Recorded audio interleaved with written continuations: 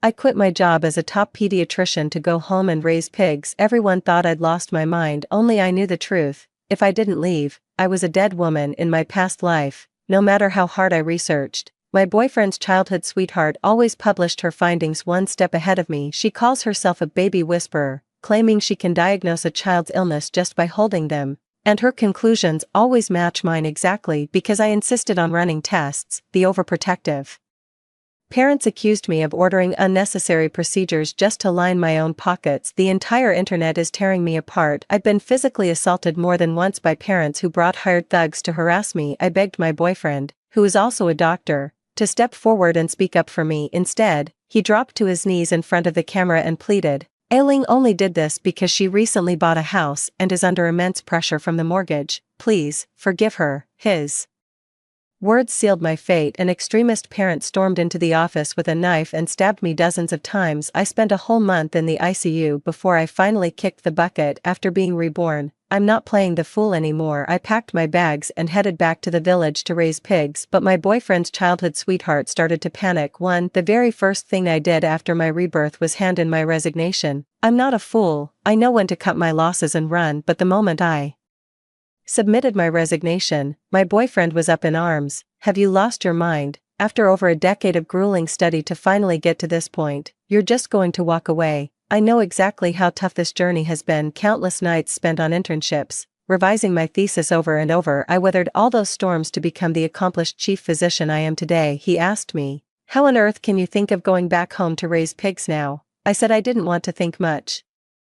I just wanted to save my own skin. In my past life, I was a top pediatric expert, a real authority in the field, but ever since a new junior colleague joined our team, everything changed. No matter how hard I tried, she always managed to voice the contents of my report before I could. Everyone was astonished and asked her how she managed it. She modestly explained that she had a natural ability to communicate with infants.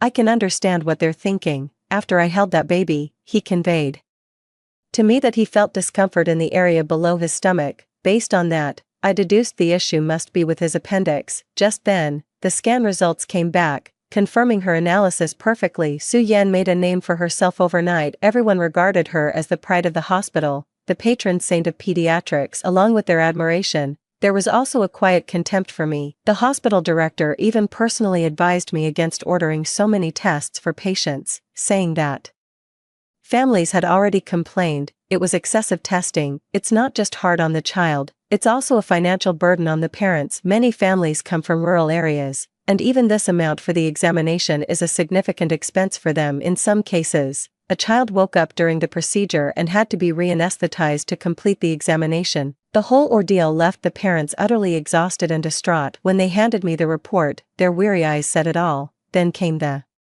soul-piercing question, Dr. Fu, can't you diagnose an illness without all these tests? I was left speechless. The child was too young to describe their symptoms and feelings in detail. I believed that conducting thorough examinations was the best way to identify the cause of the illness, but with Su Yan as a point of comparison, the family saw me as an incompetent and unethical doctor. They launched a cyberbullying campaign against me. They keep coming to the hospital to cause trouble and demand compensation from me. I turned to my boyfriend, who is also a doctor, for help. Not only did he not support me, but he twisted the knife by saying, maybe she's under a lot of pressure from her recent mortgage payments after buying a house, so she's using her child's checkups to make some extra money. Please forgive her. That statement sealed my fate. An extreme parent barged into my consultation room and slashed me dozens of times. My colleagues rushed in to try and save me, but I was just dumped in the ICU. I suffered in agony for over 10 days before I finally died. That memory is absolutely seared into my soul. Now that I've been reborn, what am I still doing here? If we can't win a fight,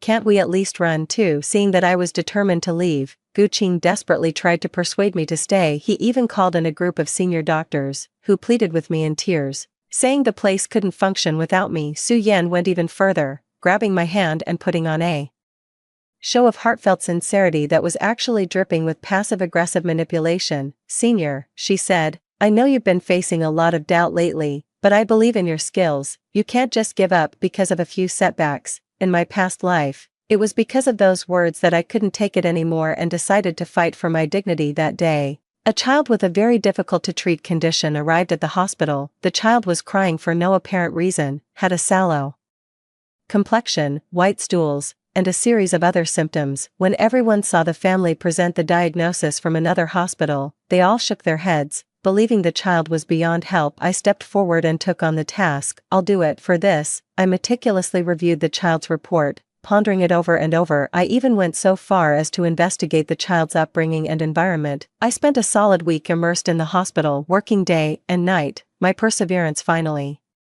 paid off, and I found a breakthrough. As I excitedly went to see the family with the report in hand, I heard a desperate, agonized scream from inside. The child was gone. The family broke down on the spot. Su Yan had already jumped in and stated the conclusion, word for word exactly as it was in my report. She let out a heavy sigh and comforted the family. I'm sorry, if I had arrived sooner, the child wouldn't have needed to undergo so many tests, and we could have saved their life. It was only then that I learned the child had gotten scared during the examination, started crying hysterically, suffered a sudden cardiac arrest, and passed away right then and there. There wasn't even a chance for resuscitation. The parents' emotions exploded on the spot when they saw a corpse being wheeled out of the examination room. Seeing me, they redirected all their fury onto me, convinced that my strong advocacy for the examination had led to their son's death. It's all your fault. Why take on a job you're not capable of handling? If our son hadn't undergone that examination, nothing would have happened. They slapped me over a dozen times, beating me black and blue. The incident was even posted online. Everyone started cyberbullying me. They accused me of having no medical ethics and abusing diagnostic tests. Some people even posted videos online of other children crying during medical examinations, saying,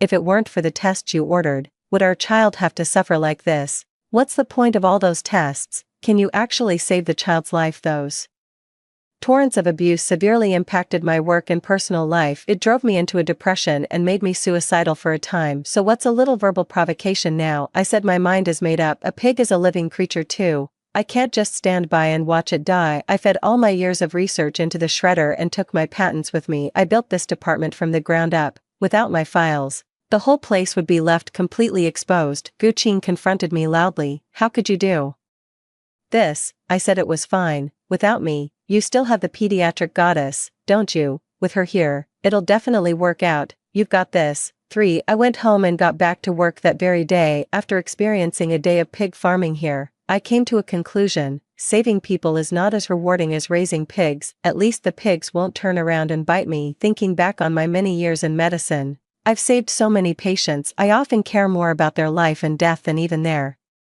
own family members do. I take every patient seriously. I study their reports. I compare their current condition. Then, I develop a tailored plan for them. Many people only see the long list of tests I order, not realizing I've already pared it down to the absolute essentials. Besides, most of it is covered by insurance, so it doesn't cost much. Yet, despite all this care, in the eyes of the patients' families, I'm still just a money-grubbing, unethical doctor. In that case, I quit. After returning, I started using my medical knowledge to scientifically raise pigs. I occasionally live-streamed some little-known facts about pigs. I also covered the popular topic of postpartum care for sows, which helped me gain quite a few followers for a while. With all those tips coming in, this guy's living the high life, no worse off than a doctor. But Fu Qing was frantic, calling me non-stop. The hospital is swamped with patients. We're completely overwhelmed. Come back and help us. Help so I can be your free labor and let Su Yan steal my work. I'm not that stupid. There's no way I'm going back.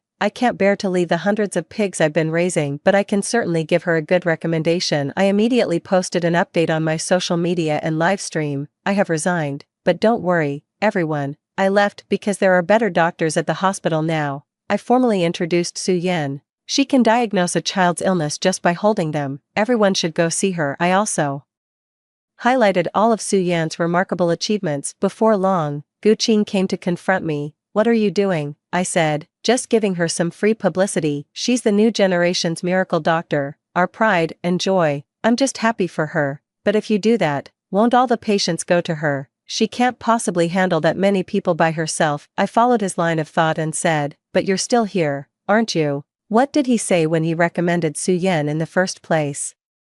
She's brilliant, the pride of their entire village. I could tell from her thesis that she wasn't up to par, but Gu Qing kept singing her praises in my ear. We're from the same hometown. so I figured I should lend a hand if I could. We've been thick as thieves since we were in diapers. Just do me this one favor." He personally wrote her recommendation letters and pulled strings left and right for her, putting in more effort than I did as her girlfriend. He even had the nerve to say, "Fine, if it comes to it, I'll take over her patients. Will that satisfy you?" Now I'm throwing those exact same words right back at him.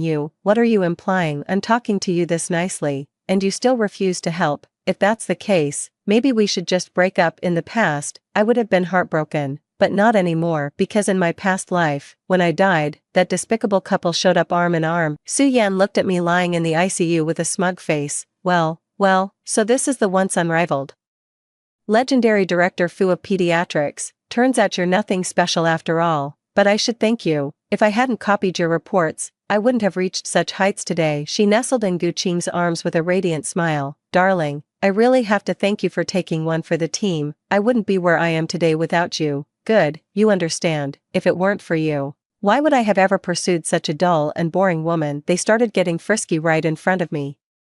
It was only then that I realized Gu Qing had pursued me so relentlessly back then, all to pave the way for his girlfriend. First, they got my letter of recommendation, then they plagiarized my report to gradually become the savior of our team, and finally, when the time was ripe, they kicked me to the curb. Later, these two stole my unpublished research report, filed a patent, and received a huge bonus. In the end, they became mentors, selling courses, and raking in a fortune. Meanwhile, I was left to bear the shame, hooked up to tubes in the ICU, painfully gasping my last breath. This time, I'm going to do the exact opposite. After hyping up Su-Yan, a huge crowd showed up at the hospital entrance in no time, all scrambling to get an appointment with her. A good 100 people. Let's see how she handles that with her half-baked skills. For the patients' families are incredibly enthusiastic, and many specifically request her for consultations. They even praise her as a miracle doctor of our time.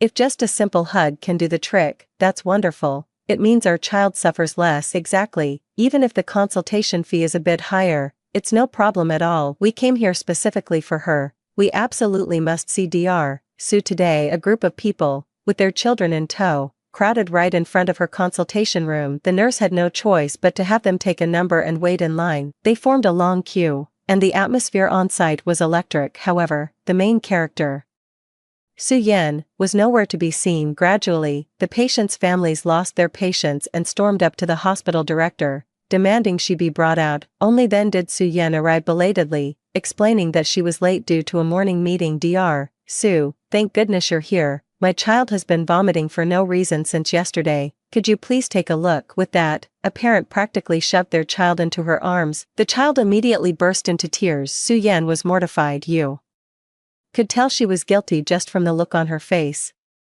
Honestly, with her skill level, she'd struggle as a village doctor, let alone treat complex cases. The moment she picked up the child, her expression was priceless. But that's none of my business. I'll just keep tending to my pigs. I woke up to Gu Qing's relentless barrage of calls again. Ah Ling, I've got a case here. Could you take a look? I scoffed. Didn't we agree to break up? Why are you coming to me now? Gu Qing gave an awkward laugh. That was all said in the heat of the moment. Why take it so seriously? Besides, we're both doctors. No matter how angry we are, we can't mess around with a patient's case. Just do it as a favor. He sent over the medical records. I know this move all too well. He pulled the same stunt in my past life. He'd often send me cases to help solve, and out of affection for him as my boyfriend, I couldn't really say no. I used my off-duty hours to study the cases and even drafted a detailed plan, outlining the subsequent treatment steps in full. Little did I know, all that work ended up in Su-Yan's hands and became the leverage for her promotion and raise. But this time, I didn't refuse. I followed the same old routine and handed the report over to him. Although I did tweak the data a little. While I don't know how Su-Yan got a hold of my report ahead of time in my past life, one thing I'm sure of is that Gu Qing was definitely the middleman. I watched with a smile as he took back the report I deliberately filled with errors, then settled in for a good night's sleep. The next day, my phone was blowing up. I knew it. Good news was on the way. 5. The phone was ringing off the hook. Gu Qing's voice was urgent. What's going on? We followed your report to the letter. How could this happen? Do you have any idea that several patients have fallen into a coma? Now they're all rushing to the hospital with their kids, demanding an explanation. What are we going to do? You need to give them an answer. They've stormed into the hospital. That's fantastic. After all, I personally experienced just how unhinged these parents can be. They're utterly unreasonable and incredibly aggressive, quick to resort to violence against medical staff. Just imagining it, I can already picture how spectacular that scene would be. I saw the live stream footage online. One of the parents slapped her right then and there, shouting, "What kind of doctor are you? My son took the medicine you prescribed and started coughing up blood last night, and my daughter, her stomach was already bothering her, and after taking your medicine, look at her now, her belly is swollen like she's about to give birth. And my son, he was crying and fussing the entire night yesterday." He cried himself hoarse. Faced with the parents' questioning, Su-yen initially tried to maintain a calm facade, stating, "Any illness requires a course of treatment. Please, there's no need to worry. Even a miracle drug wouldn't work that fast. Please, be patient." But the parents weren't fools. They knew exactly what was going on with their own children, so they decided they weren't leaving. "We'll wait right here until you give us a proper explanation. Listen, if my son's condition doesn't improve today, I'm going to tear this hospital apart, yeah, and I'll rip your head off." These people aren't just making empty threats, they're fully capable of following through. I learned that the hard way in my past life. No matter where you hide, they'll hunt you down to the ends of the earth. If they say they'll kill you, they won't leave you breathing. So Su-yen was terrified. She barricaded herself in her office and refused to come out. And that's how we got to the opening scene, with Gu-ching calling me, hoping to enlist me as outside help. But I didn't pick up. I said, "I'm feeding the pigs, whatever it is. We'll talk after this afternoon." He was going crazy. "This afternoon? If we wait until this afternoon, it'll be a total disaster." "What's doomed?" "Ah, I can't hear you. The wind is really loud over here." I hung up immediately after saying that. Otherwise, I would have burst out laughing, and that would have been so awkward. The next moment, Gu-ching's call came through again. There were countless other messages, all pretty much saying the same thing, begging me to come back and save the day. Just then, my apprentice from across the ocean messaged me, "Master, is this guy your boyfriend?" He sent over a screenshot. I took one look and thought, well, I'll be darned, it really is him. The funniest part was when he told me that Gu-ching pretended to be a patient for an online consultation. At first, he didn't recognize him, but he started to get suspicious when the questions being asked became increasingly professional. He did a quick search, discovered the profile picture was identical to my boyfriend's, and then told me all about it. I just had to laugh. That Gu-ching is such a clever little devil. It's a pity, but after all these years in medicine, I have connections to spare. I even have former students practicing abroad. I told my student, just tell him directly that the report I gave him contains an error. I'm really curious to see how Gu-ching will react once he finds out about this. 6. Sure enough, Gu-ching called again. Not a moment later, I answered it, but I let the pig take the call. "Fu Ling, what is wrong with you? There's actually a mistake in the data you gave me. Do you have any idea this could get someone killed?" The sow responded, you admit it, I never thought you were this kind of person. You were never like this before. What's happened to you?" The sow lets out a shriek. Hee, how dare you laugh? Do you have any idea how many children could be hurt because of your mistake? Don't you feel even a shred of guilt? Say something. The sow rallies the whole family to respond in unison. Hoo. Gu-ching was taken aback, suddenly realizing something was off. "Are you even listening to me? Fu Ling. Just then, he received a call. "What? I'm on the phone with a pig, and it's being live-streamed. This guy's only just seeing it now." That's right, I didn't want to talk to him, so I let the pig do it instead. I thought it was hilarious, and the viewers loved it too. They just kept sending me gifts. I've made a decent amount of money from it so far. Want me to read some of the comments for you? I cleared my throat and said, how did someone with that IQ even become a doctor? I'm seriously starting to wonder if he cheated. Absolutely, I suggest a thorough investigation. Some people just found it hilarious. Does he even realize those sound noises were basically them trying to mate with him? I read them out to him, one by one. Gu-ching let out a hoarse cry, trying to speak, but after his long-winded tirade, not a single sound could escape his throat. In the end, he could only type to ask me what on earth was going on. I said, I only meant for you to use it as a reference. Who told you to put it into practice, you man? Raising pigs is exhausting. I might have accidentally recorded a few data points incorrectly during the process.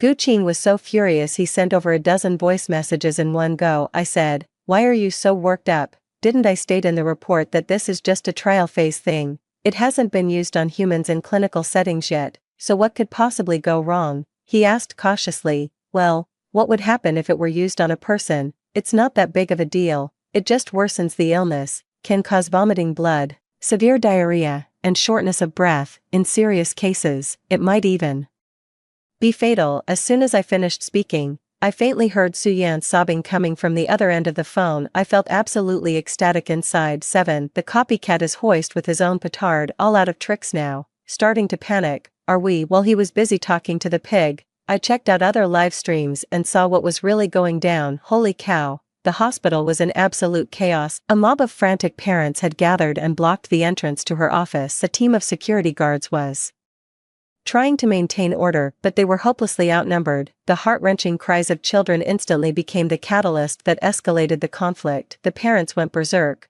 On the count of 3, they charged the door, dragged Suyan out, and seized her. So here you are, nice and cool with the AC while we've been out here looking for you. Listen up, if you don't give us a proper explanation today, you're dead meat. The crowd was too big. Even if security wanted to protect her, it was impossible. That's why Guqing was in such a hurry to ask me just now. His tone softened. Are you really telling me there's nothing you can do? You're a doctor. Where's your sense of responsibility?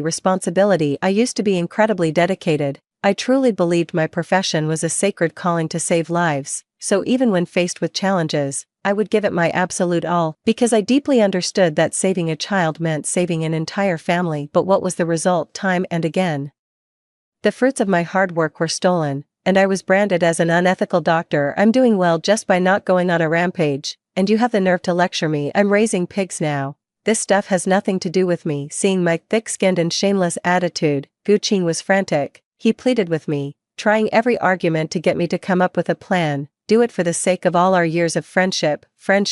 Now you want to talk about friendship? Ugh, disgusting, I teased him. Well, it's not like there's no way. He was overjoyed. What is it? You could go up the mountain to pray at the temple. Who knows, it might just work. How could you do this? Why shouldn't I be able to? In my past life, when I was desperate and begged him to take me in, how did he treat me? He broke up with me on the spot and kicked me right out. He even went online to twist the knife, implying that I only did this because I was under financial pressure from buying a house recently, saying, please forgive her mistake. For my own boyfriend to say something like that, wasn't he just setting me up to take the fall? And the worst part is, he anonymously leaked my address online, sending those parents straight to my door. In my past life, I was always puzzled about how they found out. It wasn't until I saw the messages on his phone, right before I resigned, that I finally understood. He had gathered all the parents who were unhappy with me into a group chat, under the guise of advocating for the patients. He was actually stirring up their emotions. He incited them to take extreme actions. When they came to confront me,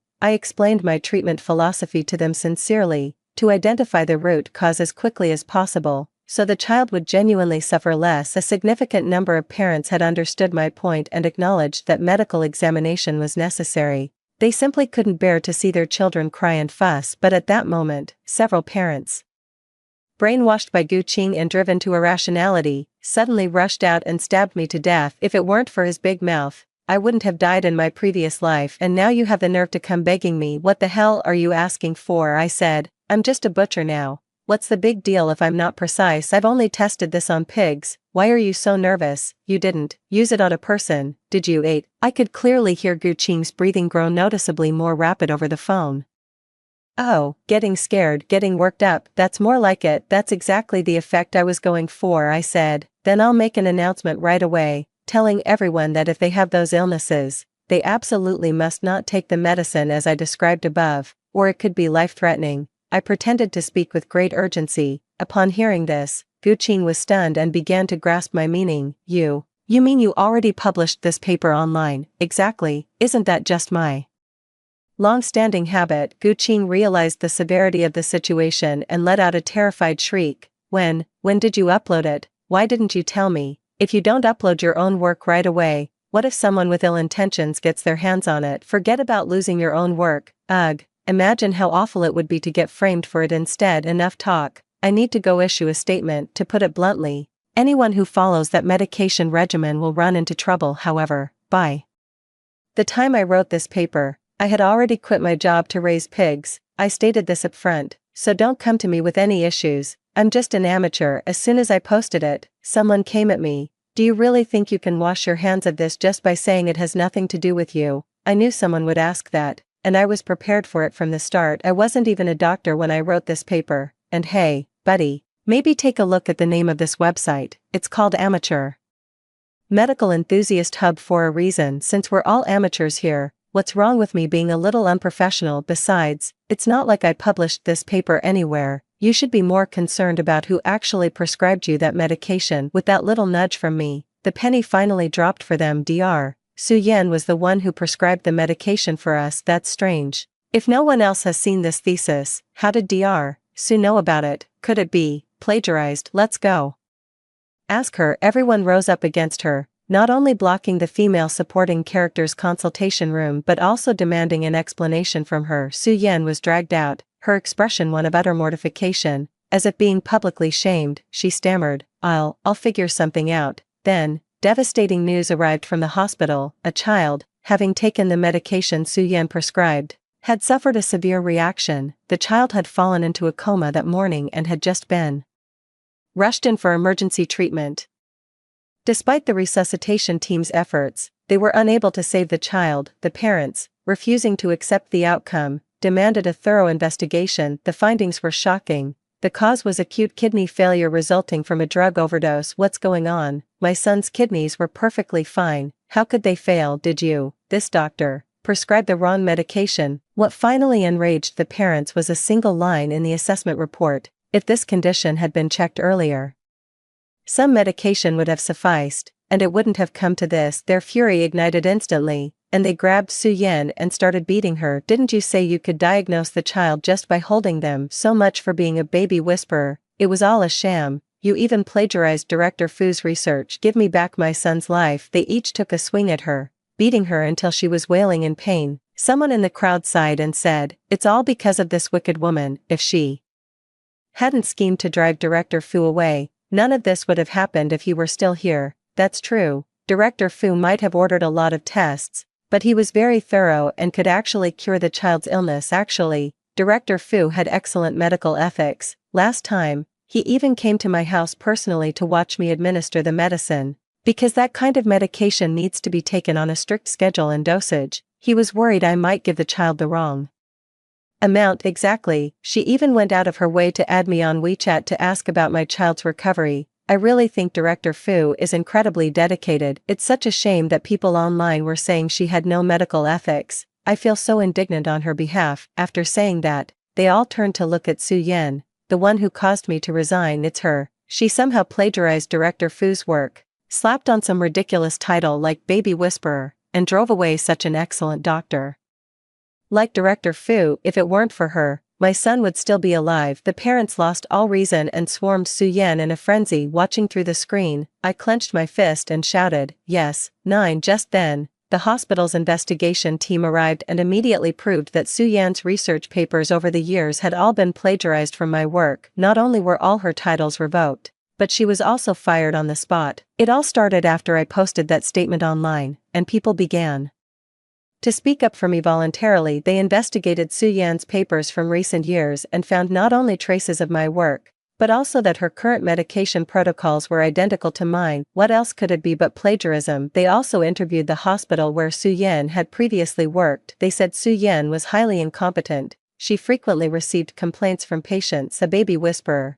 Don't make me laugh. She can't even handle her own child without breaking down. Calling her a baby whisperer is utterly ridiculous. Under pressure, the hospital also launched an investigation and uncovered numerous suspicious points. Through a series of maneuvers, Su Yan was swiftly dethroned, becoming a useless charlatan in the eyes of the parents. Su Yan was terrified and screamed for help. Gu Qing, standing nearby, wanted to step in and help, but seeing the overwhelming crowd, he too grew afraid, pretended not to hear, and tried to slip away. Su Yan's face fell, and she cried out, Gu Qing, are you just going to walk away? How could you do this to me? Such a suggestive remark immediately caught everyone's attention. Isn't Dr. Gu Director Fu's boyfriend? Why does it seem like he and Su Yan are on good terms? Gu Qing looked utterly exasperated, desperate to distance himself from her. No, we're just colleagues, that's all. Believing she had been abandoned, Su Yan laid their relationship bare in an instant. If you don't help me, I'll get an abortion right now. The crowd erupted in an uproar. I was shocked too. No wonder Gu Qing was willing to be at her beck and call. She had a hostage. Gu Qing's face turned ashen with rage, his teeth clenched. So, this happened during a live stream. Someone online asked me what I thought about it. Patting a pig, I sighed and said, "Why do you think I gave up a glamorous career as a doctor to come here and raise pigs?" That remark instantly struck a chord with the netizens. They voluntarily spilled the tea on their relationship. The outcome was far more shocking than I had imagined. Not only have many people seen them cuddling in private, but they've also been playing cards together in the office, and I have the pictures to prove it. A kind netizen posted the pictures online. "Now I finally understand what Gu Qing meant by growing up bare-assed with Su Yan. This is exactly the kind of bear he was talking about." I let out a cold laugh. That bastard, Gu Qing. After all these years of living off me, using my resources to climb the ladder, this is the disgusting way he repays me behind my back, even though I already knew he had betrayed me. Seeing those shocking comments still cut me deep. For instance, in the online exposé, he complained that I was boring and said I had no femininity whatsoever. She's the kind of woman who makes your libido shrivel up at first sight. So, given a second chance, I've already figured out how to deal with him. I called the police. "Hello, officer. Someone has plagiarized my thesis. It contains a lot of state secrets, 10 in my past life. I could never figure it out. How could Su Yan possibly know the things I had thought up in my head, things I had never told a soul?" For a while, I was completely obsessed, genuinely convinced she was some kind of psychic. It wasn't until I cleared out all my files before resigning that I finally discovered the secret. It turns out my computer had been implanted with a spyware. The thing was incredibly stealthy, hidden right within the medical system. I discreetly asked someone in the know, and they told me, for every single character you type, that same character would appear on the other person's computer. Who that other person was went without saying. To prove it, I deliberately typed, "I just saw Su Yan and Director Qi kissing in the drug storage room," and today, Su Yan even lifted her black panties to show him. I had just finished typing when I heard Gu Qing burst into Su Yan's office, loudly confronting her. In that moment, everything became clear to me. No wonder, the day I asked Gu Qing to help fix my computer, it was such a coincidence that Su Yan awakened her baby whisperer ability the very next day. Looking back now, it's truly chilling to think about. So after my rebirth, I stored a lot of documents on my computer, some of which were only accessible to someone at my director level. Some were even classified files. That day, I deliberately said to Gu Qing, "Even though I'm resigning, I still wanted to say goodbye to everyone." This moment was meant for him. If he hadn't been greedy, none of this would have happened, but he went ahead and did it anyway, copying all my documents with both witnesses and evidence against him. "He's done for this time. Are you setting me up?" Gu Qing glared at me angrily. "I'm already on site. Some things just need to be seen with my own eyes." I smiled faintly. "What do you mean, setting you up? Let me ask you this. How did my perfectly fine thesis end up in your hands? How do you explain that?" "I didn't ask you to cheat, did I?" "I didn't ask you to help her plagiarize, did I?" "You were the one who stole my paper, and now you're blaming me." With so many people here, some things don't need to be said out loud. Everyone's eyes say it all. As for Su Yan, I gave her a cool, detached glance. "Honestly, I have a lot of things I'd love to say, but having died once, I've learned to be smarter. Sometimes, retreating in order to advance is the ultimate strategy." I said, "Forget it.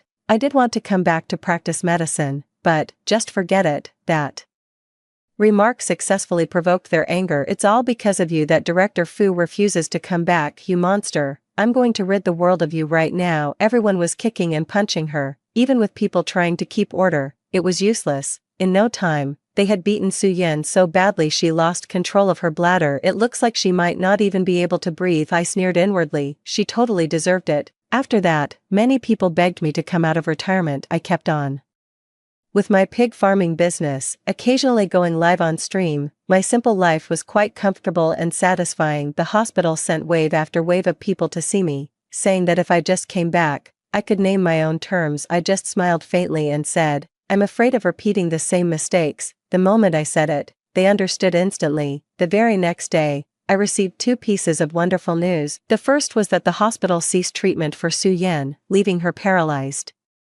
from the waist down as I had intended. The second was that Gu Qing was locked away for good on charges of stealing state secrets. I went to see him once. He snarled at me like a rabid dog. "It was you who set me up, wasn't it?" LMAO. How does he even have the nerve to say something like that now? I might as well admit it. Yes, actually, the hospital helped out here too. They quietly upgraded the classification of the document I submitted earlier from confidential to top secret. Perfect. Guqing is going away for a long time. After getting out, I posted an update. I'll be back once I've raised this batch of piggies. This time, nothing and no one will stand in my way. The end. Story 2. During a graduation trip deep sea diving, I got trapped in a cave. Just as my oxygen was running critically low, I discovered the backup tank was empty. Before I could even ask, my fiancé was the first to speak up and explain. I'm sorry, I gave the backup oxygen to Jojo. You'll have to control your breathing and hold on for a bit. Tapping on the icy, empty tank, I asked him, my consciousness fading, are you just going to leave me here to die? He snapped impatiently, there's plenty of oxygen in the cave, can't you just hold on a little longer?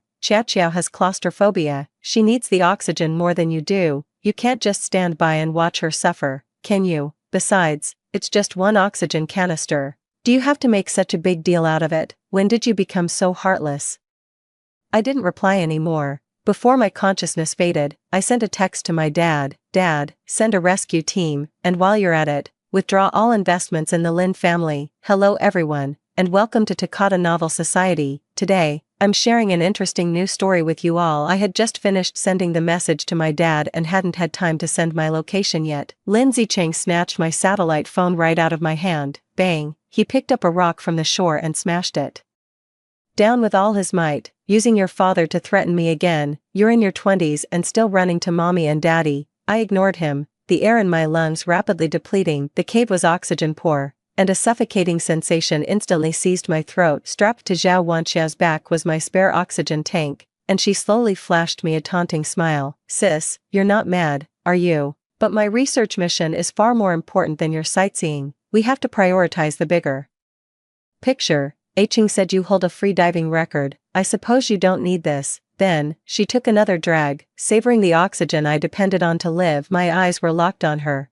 and on Lin Zicheng standing behind her. I had prepared meticulously for this deep dive. Bringing an extra oxygen tank was precisely for dealing with any unforeseen circumstances. I never expected that the only unforeseen circumstance would be my fiancé. I didn't cry, nor did I make a scene. Instead, I calmly arrived at a conclusion. This might not be an accident, but murder. Lin Zicheng and Zhao Wanxiao were still laughing at me. Cat got your tongue. Did the lack of oxygen scare you, stupid? Lin Zicheng walked over, looking at Zhao Wanxiao with understanding. Don't worry, there's plenty of oxygen in this cave, enough for her to breathe for a good while. She's not going to die, she's just being dramatic, trying to get my attention. I was too weak to argue, feeling only a sharp sting in my leg. Looking down, I saw a long gash torn open by the reef in the chaos, blood welling up and spilling out. In the deep sea, the scent of blood attracts sharks. I had to tend to the wound immediately. I took the hemostatic spray out of the first aid kit, but the moment I got the bottle out, Lin Zicheng snatched it away. Xiaoqiao's hand got scratched too. He showed no trace of remorse on his face as he carefully cradled Zhao Wanxiao's hand, where there was only a faint, barely visible red mark. What if a young lady ends up with a scar? Zhao Wanxiao immediately feigned fragility, leaning into Lin Zicheng's arms. Aiching, this is all my fault. Sister Yao Yao is hurt worse than I am. You should give it to her first. Absolutely not. Lin Zicheng refused outright, his tone full of concern. Your hands are far too precious. You need them for delicate experiments in the future. She's tough. She'll be fine. He unscrewed the spray cap and meticulously applied it to Zhao Wanxiao's insignificant wound. But my wound was still bleeding profusely. If the bleeding doesn't stop, I'll go into shock. I stared at Lin Zicheng with resentment, yet he thought I was putting on an act and snorted with derision. This old trick again, Jiang Yao. I've seen this self-injury ploy of yours since we were kids. I'm long since sick of it. Zhao Wanxiao, meanwhile, was fanning the flames from the sidelines. Sister Yao, even if you can't stand me, you shouldn't play with your own life like this. Aiching would be worried. With that, she took the spray from Lin Zicheng and, right in front of me, emptied nearly the entire remaining bottle onto her own hand. Seeing the smug look in her eyes, I was so furious my vision went dark. Blood loss and lack of oxygen made my vision grow increasingly blurry. I reached out, trying to snatch my medical kit back. Lin Zicheng, thinking I was about to attack Zhao Wanxiao, shot me a fierce glare. He raised his foot and kicked me square in the chest. The impact sent me flying backward, and I slammed hard against the rock wall behind me. Zhao Wanxiao let out a feigned shriek of fright, and the entire medical kit tumbled into the bottomless fissure of the water channel beside her. That was my last hope. Now, it's completely gone. Jiang Yao, you're getting more and more vicious. You're so used to being the young mistress, you think everyone has to revolve around you. What has Qiao Qiao ever done to you, that you treat her like this? Watching him glare at me with such fury for another woman, my heart felt like it was being squeezed in a vice, the pain so sharp I couldn't breathe. Bracing myself against the ground, I mustered every ounce of strength and drove my foot hard into his abdomen. Lin Zicheng doubled over from the blow, letting out a pained grunt, clutching his stomach, his face contorted with a mixture of rage and agony. You're asking for it. He picked up a rock and was about to hurl it at me. Just then, his satellite phone suddenly rang. The moment he answered, his father's furious roar came through. You ungrateful wretch, what have you done to Jiang Yao? Chairman Jiang himself called me. I don't care what you did, you must bring Jiang Yao back safely, right now. Lin Zicheng's face turned deathly pale as he finally grasped the gravity of the situation. He snapped his head toward me, his eyes burning with intense hatred. Jiang Yao, you've really grown a backbone, haven't you? Are you satisfied now that I've been chewed out? The expedition team members, always following Lin Zicheng's lead, all joined in to point their fingers at me. What a buzzkill, you can't do anything right, just dead weight. Exactly. I can't for the life of me understand why they'd bring a pampered little princess like you on such a critical deep-sea mission. What they don't know is that the entire funding for this expedition, their salaries and the exorbitant cost of equipment, came from an investment I secured from my father. All because Lin Zicheng begged me on his knees. I opened my mouth, wanting to tell them everything, but I was lightheaded from oxygen deprivation. My chest felt like it was being crushed by a ton of bricks, and not a single sound would come out. Seeing this, Zhao Wanqiao immediately pretended to be terrified and hid behind Lin Zicheng. Yao Yao, I'm sorry, it's all my fault, please don't be angry, but you shouldn't have tattled to your father over such a trivial matter, wasting all our hard work for so long. While her words were an apology, between the lines, she was implying that I was being unreasonable. Lin Zicheng immediately shielded her protectively behind him, his heart aching for her. Why are you apologizing? She's the one being petty and jealous over nothing. There's nothing between me and Qiao Qiao, we're just a regular senior and junior. Is that really such a big deal to you, Junior? I felt so absurd I wanted to laugh. Stealing your own fiancé's oxygen tank and life-saving medicine. For a regular underclassman, I opened my mouth to mock him, but due to the lack of oxygen, not a single word came out. Seeing me like that, the crowd only laughed louder. Look at her, putting on an act again. What a shame she didn't become an actress with that kind of performance. Exactly. Faking an illness just because she's jealous, that's so typical of her. Lin Zicheng had completely lost his patience. He thought I was pretending to be sick just to get his attention. Enough already. Stop making a spectacle of yourself here. He dragged me roughly and hauled me into a deep pit within the cave. You can stay right here and reflect on your actions. The pit walls were slick. When I fell, I injured my knee again, making it impossible to climb out. Help me, Lin Zicheng. The expedition members outside heard my cries for help and grew quietly concerned. She's not in any real danger in there, is she? I mean, she is the young mistress of the Jiang family after all. What if? There is no what if. Lin Zicheng cut them off sharply. She made her mistake and must face the consequences. If anyone else dares to speak up for her, they can join her in that pit. After that was said, no one dared to plead for me again. Lin Zicheng's cold voice came from above. Leave her there by herself. We'll pull her up when she comes to her senses. I watched the water level in the pit slowly rise, my anxiety growing by the second. Guess I'm on my own. I pulled the rope from the first aid kit and hurled it upwards. Just as I was about to pull myself up, a shadow fell over me. It was Zhao Wanqiao. She crouched by the pit's edge, a knowing smirk playing on her lips, the dagger in her hand gleaming with a cold, deadly light. With a sharp snap, the rope broke. I tumbled back into the muddy water. Sis, I forgot to mention, Ching never loved you, not once. She took off the oxygen tank that should have been mine. He said it was exhausting, always having to humor you and cater to your spoiled princess tantrums. If you weren't still useful to him, he would have kicked you to the curb long ago. She opened the valve and emptied every last bit of oxygen right in front of me. Well, you won't be needing this anymore anyway. 3. I could only watch, helpless, as Zhao Wanqiao finished it all, but I didn't even have the strength left to scream. She tossed the empty bottle aside and then waved another item in front of my eyes. It was the data I'd been collecting over the past few days. Oh, right. And then there's this, her smile grew even more smug, so, this is the deep-sea data you've been pulling all-nighters to compile, what a shame. With those words, she let go. The memory card, containing all my painstaking work, drifted from her fingers and vanished into the churning undercurrent below. No, I screamed in desperation, that was my life's work, the fruit of countless sleepless nights and relentless effort. My shouts finally caught the attention of Lindsay Cheng and the others nearby. He rushed over at the sound, only to be met with a completely different scene. Zhao Wanxiao's expression instantly changed. With a sharp "ah," she shrieked, threw herself backward, summoned tears on the spot, and sobbed as she flung herself into Lindsay Cheng's arms. Cheng, I was just trying to help sister up, but she pushed me. She pointed at the hard drive in the water, sobbing her accusation. She destroyed all our data. I was left speechless, with no defense. Lindsay Cheng looked at me, his eyes filled with nothing but cold disgust and fury. Jiang Yao, you're beyond redemption. Are you so determined to drag everyone down with you in your madness?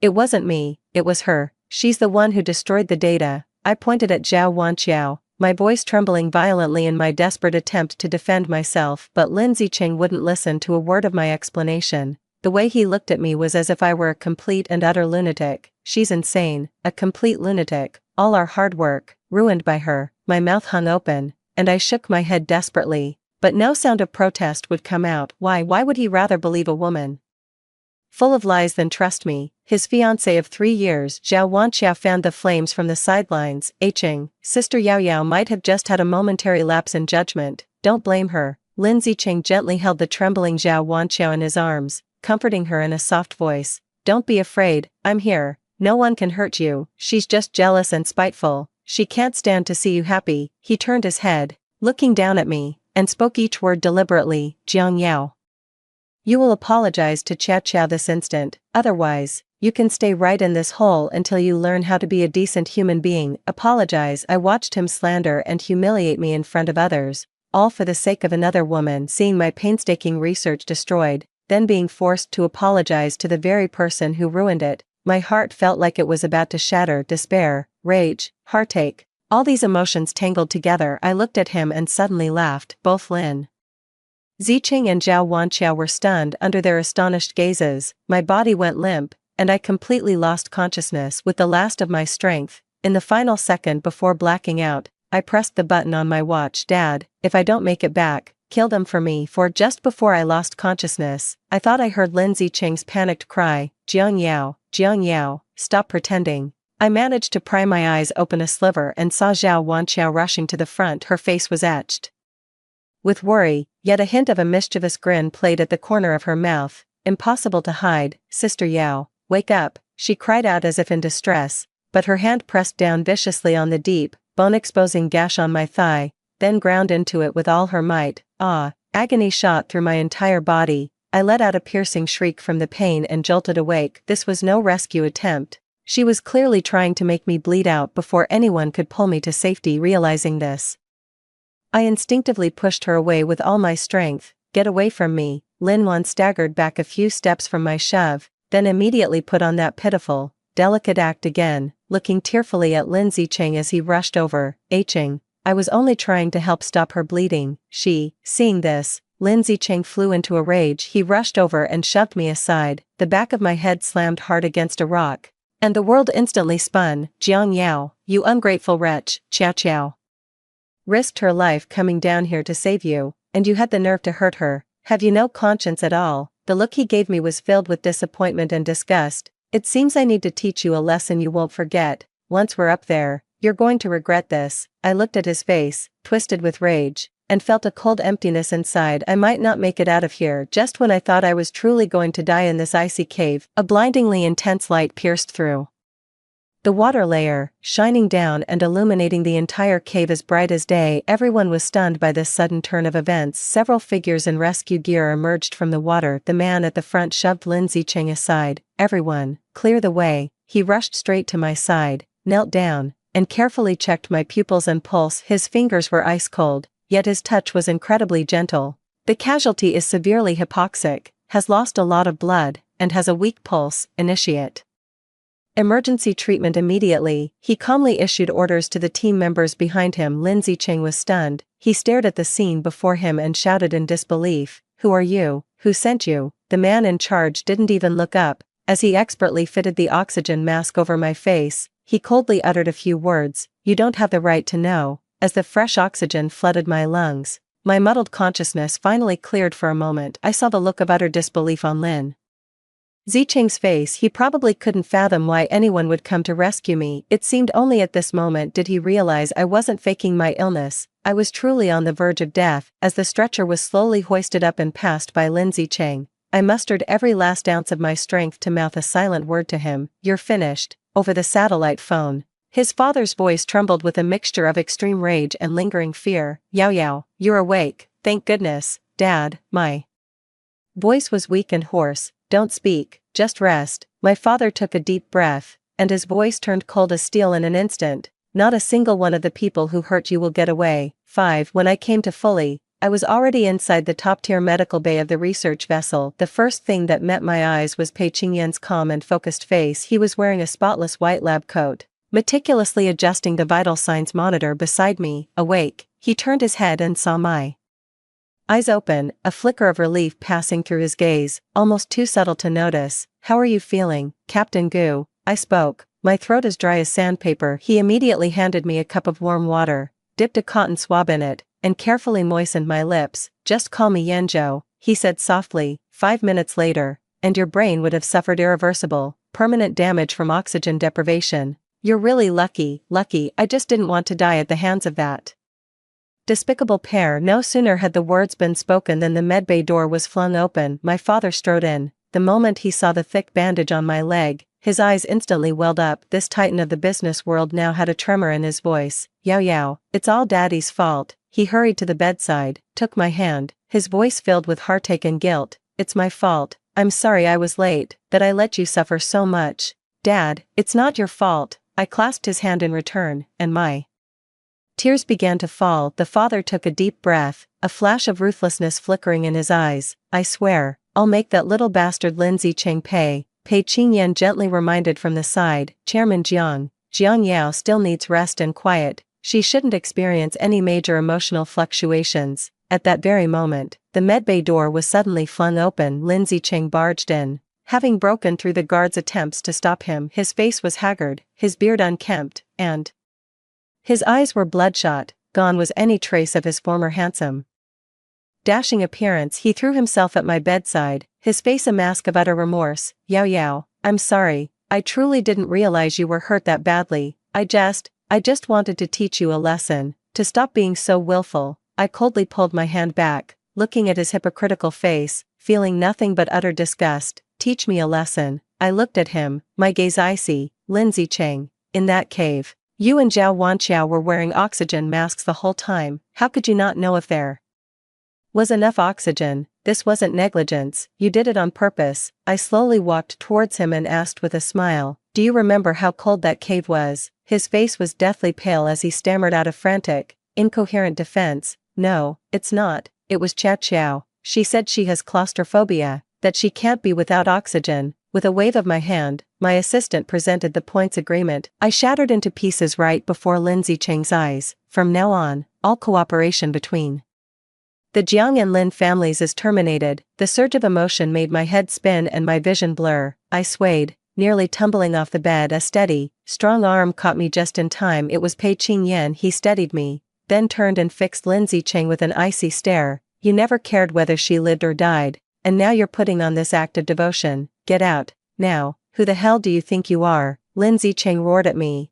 his eyes red. "I'm her fiancé. No one in this world cares about her more than I do." That was then, not anymore. I looked at him and spoke, enunciating every single word. "You threw me into a deep pit to die when I was at my most vulnerable and helpless, and you call that caring? When I cried for help, why didn't you believe me? Why did you give all the medicine to Zhao Wanqiao?" I tore the bandage from my leg in one swift motion alongside the lacerations from the rocks. There was a ring of livid, purple bruising, a shocking sight. "This is what your precious junior did to me while I was unconscious." Lin Zicheng stared at the bruise, utterly stunned. His lips trembled, but no words came out. "Get him out of here." My father could bear it no longer and roared at the guard at the door. Lin Zicheng was hauled up by 2 burly security guards, still struggling desperately. Yao Yao, Uncle Jiang, I was wrong, I was truly wrong, please, give me another chance, I'll make it up to you. I'll do anything to make it right. I closed my eyes and uttered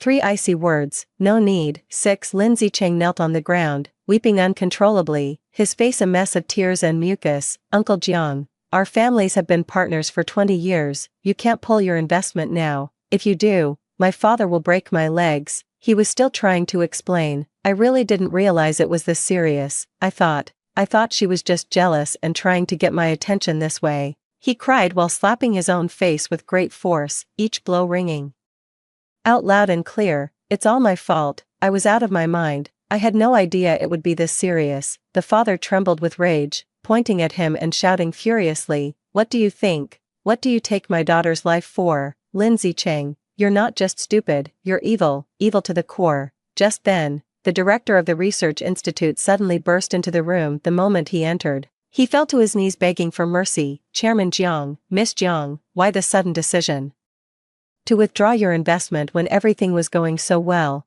Did Zicheng offend you? Please, allow me to apologize on his behalf. I couldn't even be bothered to look at him. Get out, you two, father roared, his finger jabbing at Director Wang's face, his fury barely contained. Director Wang was on the verge of tears, frantic with desperation. Chairman Jiang, after all these years of partnership, you're pulling the funding just like that. What about the 100 people at our institute? How are we supposed to fund our ongoing research? You're destroying a lifetime's work. Father let out a cold, derisive snort. The only reason I invested in your institute in the first place was because my daughter worked here. Now, my daughter nearly lost her life on one of your research expeditions. Your institute bears undeniable responsibility for this. He paused, a sharp glint flashing in his eyes. When my daughter was fighting for her life, did a single person from your institute step up to help? No, they just stood by, fanning the flames and kicking her while she was down. Director Wang, not only am I withdrawing my funding, but I will also file a real name report with the relevant authorities. Your institute has committed multiple regulatory violations during the scientific expedition, showing a complete disregard for human life. Director Wang's face instantly turned ashen. He never expected my father to take things this far. Lin Zicheng, kneeling outside, finally panicked.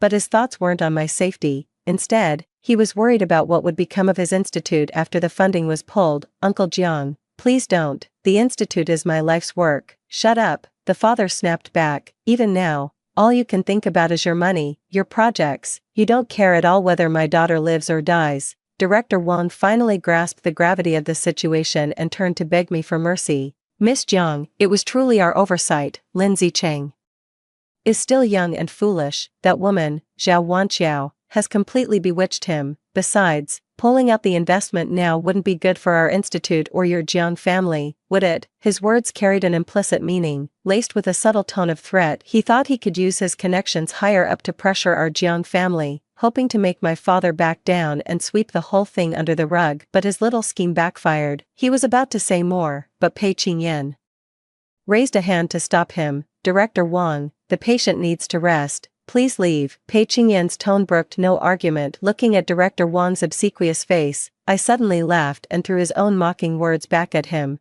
Director Wang, haven't you always looked down on me as a spoiled little rich girl?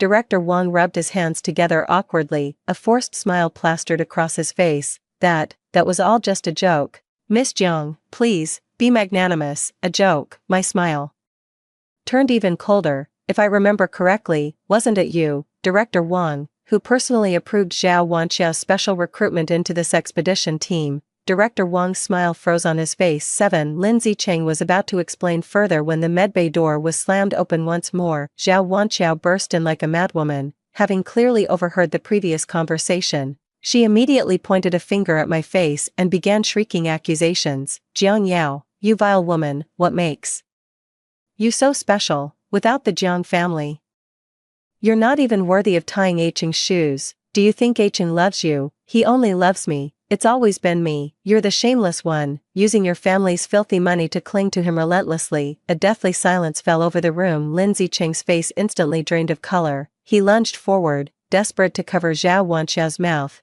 What nonsense are you talking? Shut your mouth. But it was already too late. Why should I shut up?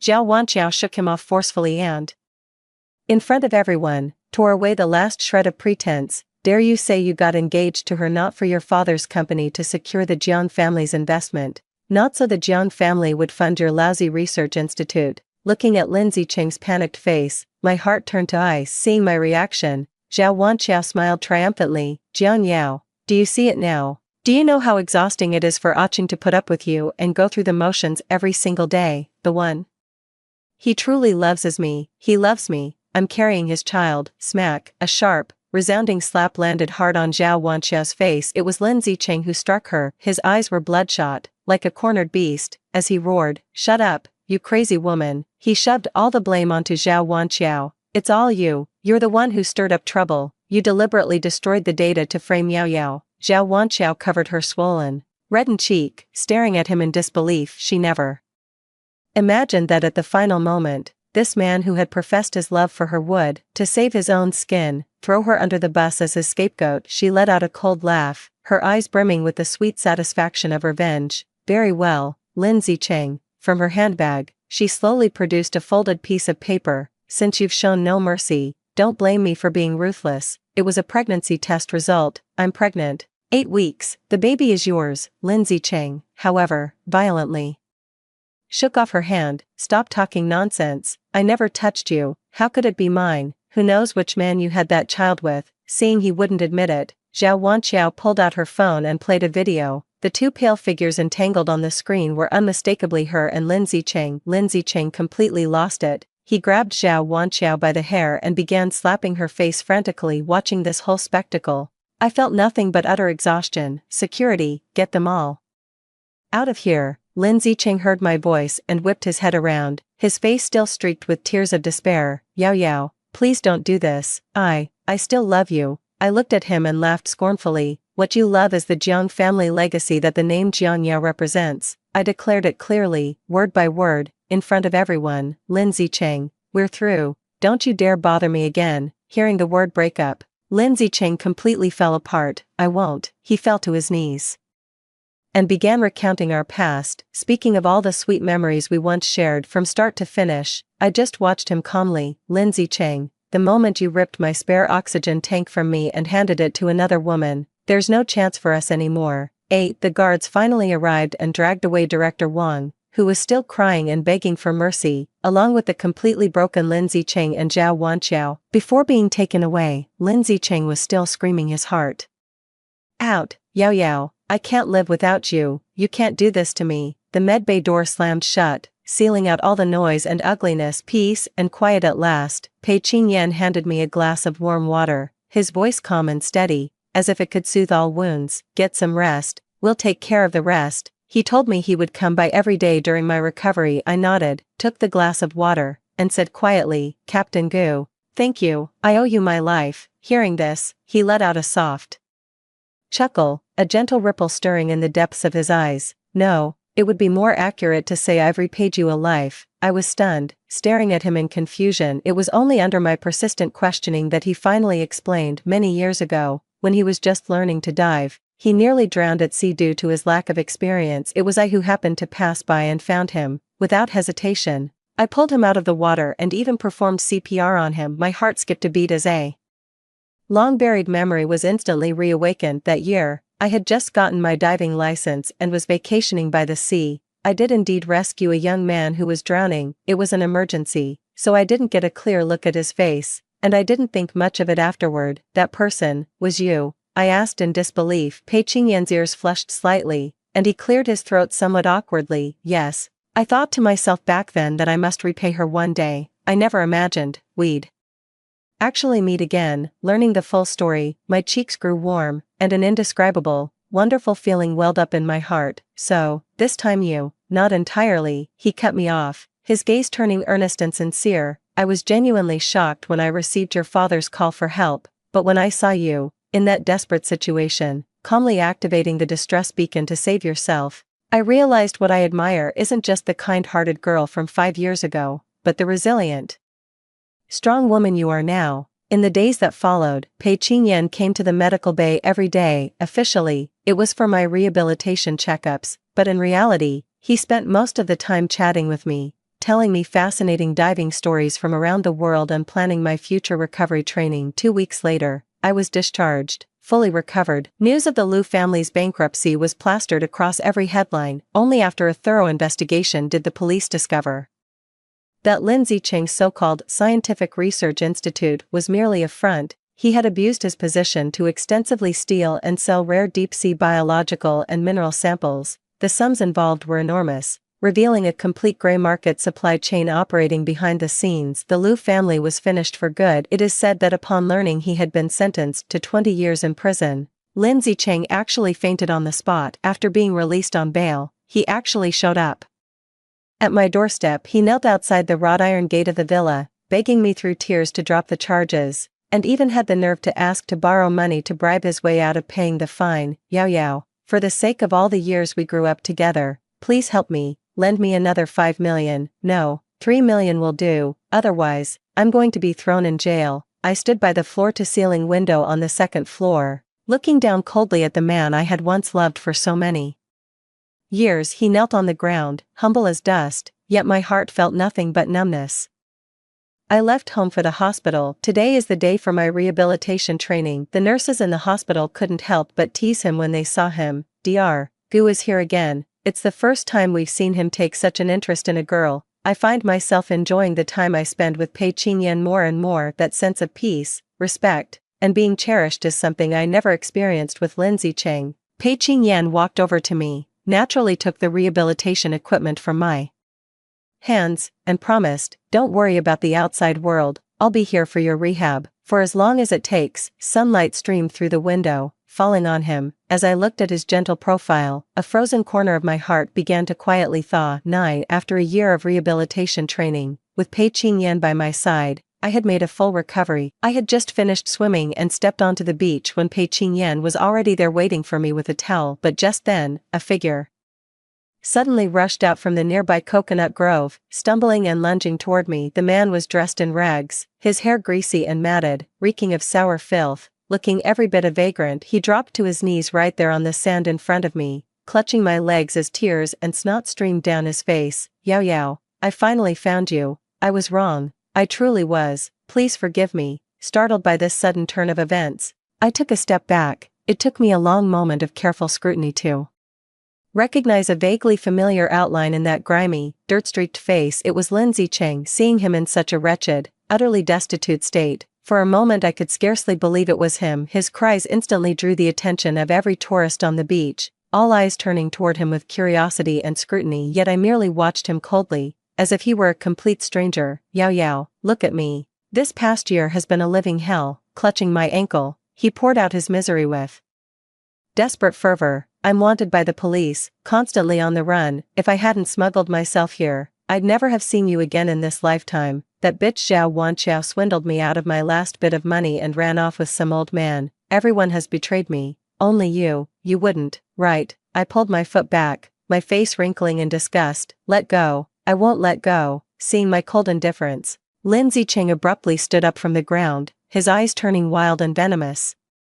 "Jiang Yao, don't push me." He pulled a worn-out phone from his jacket and pointed it at me threateningly. "I have the Jiang family's secrets right here on my phone. If you don't give me 10 million to start a new life abroad, I swear, tomorrow's headlines around the world will be plastered with your family's scandal." My eyes turned cold. Back when I was madly in love with Lindsay Cheng, I did indeed reveal some of our family company's internal secrets to him, but I never imagined that after the breakup, he would actually use this to threaten me. Thinking he had found my Achilles heel, a smug, twisted smile spread across his face. "Transfer the money to my account now, or else." Before he could finish his sentence, a figure flashed by. Before I knew it, Pei Qingyan had appeared in front of me. He raised his leg and delivered a vicious kick straight to Lindsay Cheng's chest. Lindsay Cheng was sent flying like a ragdoll, his phone slipping from his grasp and landing on the sandy beach. Pei Qingyan picked up the phone and, without so much as a glance, hurled it into the sea. He looked down at Lindsay Cheng, who was groaning in pain on the sand, a cold, mocking sneer curling at the corner of his mouth. "Using such despicable means to threaten a woman, Lindsay Cheng, you've truly stooped to a new low." Just then, several police officers arrived and swiftly subdued Lindsay Cheng. pinning him to the ground. Pei Qingyan had called the police at some point, unbeknownst to us, as the police handcuffed and led Lindsay Cheng away. He was still shouting at me in bitter resentment, "Jiang Yao, I hope you die a horrible death. I'll haunt you from beyond the grave." As I watched him being escorted into the police car and disappearing from sight, I felt nothing inside. With that final problem resolved, peace returned to the beach. It was only after Lindsay Cheng was arrested that I learned he had been sentenced to death. He was originally sentenced to just 20 years for trafficking illegal goods, but then, during his bail period, that scoundrel Zhao Wanqiao had to come back and taunt him after hooking up with some rich sugar daddy. Enraged, Lindsay Cheng stabbed Zhao Wanqiao to death with a fruit knife and buried the body right there in the courtyard. After the police discovered the body, they launched a manhunt for Lindsay Cheng. Who would have thought he'd be so brazen as to come looking for me? Pei Qingyan had been in secret contact with the police all along, so they simply set a trap to catch him red-handed. Pei Qingyan took off his own coat, draped it over my shoulders, and gently drew me into his embrace. "It's all over now," he said softly. I nodded, leaning against the warmth of his chest, feeling the steady rhythm of his heartbeat. He lowered his head, looking intently into my eyes, his voice clear and earnest. "Yao Yao, I love you. It's not because you saved my life 5 years ago. What I love is you. Your resilience, your kindness, the way you shine so brilliantly." After rising from the ashes, my eyes instantly welled up with tears. Over the past year, he has walked with me through my darkest hours. He's been by my side through rehabilitation, through my studies, helping me rediscover my passion for life and my confidence in myself. He made me understand that true love is not about possession or taking, but about respect, companionship, and enabling the other's happiness. I've also found a new purpose for my life: to establish a marine conservation foundation and use my own strength to protect this beloved blue planet. "I love you too, Yanzhou." I rose on my tiptoes and kissed him. The sea breeze whispered, and the setting sun stretched our shadows long. My new life has nothing to do with Lindsay Cheng anymore. My future is him, the stars, and the boundless sea. The end. That's the end of the first story. I hope you enjoyed it. The next one will be even more exciting. So let's keep reading together. Zhou Bei and I grew up together. We got married right after graduating from university. He's always spoiled me since we were kids, giving in to my every whim, and I gradually grew accustomed to his way of life. I thought we could maintain this loving relationship until old age, but I underestimated a man whose heart had changed. The greater the love was at the beginning, the more devastating the downfall at the end.